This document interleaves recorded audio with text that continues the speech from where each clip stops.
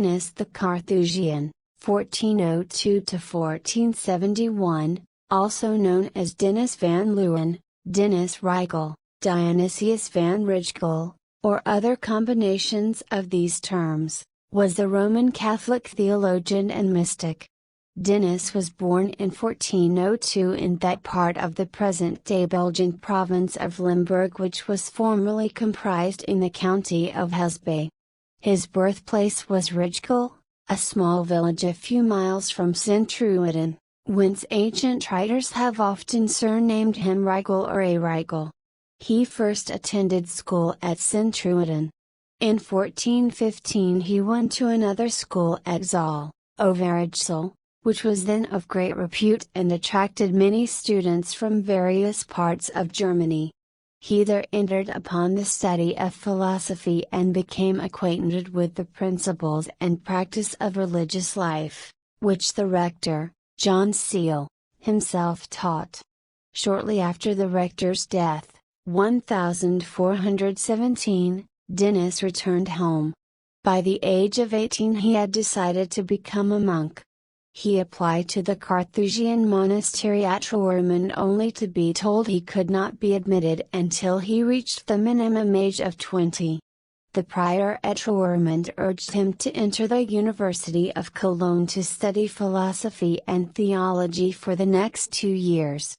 Having earned his Master of Arts degree, he entered the Carthusian monastery at Roermond, Dutch Limburg, in 1424. His daily activities at Roermond were quite remarkable. All accounts of his life marvel at the fact that Denis was able to devote all of the necessary time to being a monk and also comprise an astonishing amount of writings. Believing that the most perfect life was a blend of contemplation and action, he divided his day into two, devoting the first part to prayer and the second to study and writing, and this remained his pattern for almost 50 years. He is said to have devoted 8 hours a day to reciting prayer and receiving Mass, while only allotting 3 hours each night for sleep. Denis only twice left Roermond for a significant amount of time. For 7 months in 1451 Denis accompanied Cardinal Nicholas of Cele in an attempt to reform the Church in Germany and to preach a crusade against the Turks. In July, 1466, was appointed to superintend the building of a monastery at Hertogenbosch.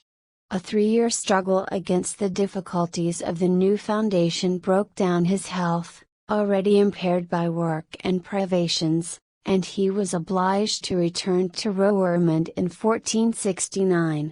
Posterity has surnamed him Doctor Ecstaticus. Fundamental to Denis the Carthusian's teachings is his theory on contemplation. He proposes a division of life and wisdom into 3 parts. In the purgative stage the Christian is occupied with overcoming sin and growing in virtue.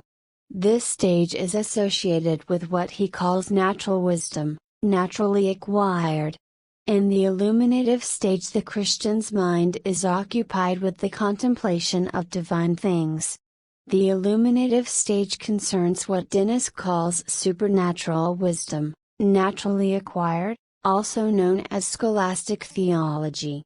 In the unitive stage he experiences a vehement love from his contemplation of the divine. This type of experience can only come from supernatural wisdom, supernaturally bestowed.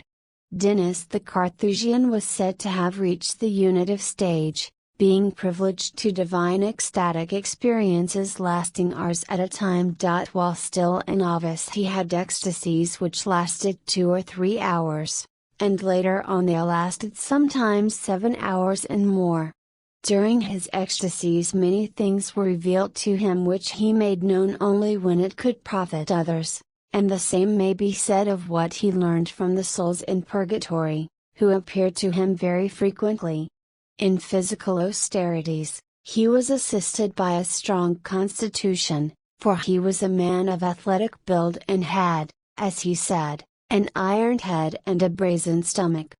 During the last 2 years of his life he suffered intensely and with heroic patience from paralysis, the stone, and other infirmities. He had been a monk for 48 years when he died at the age of 69.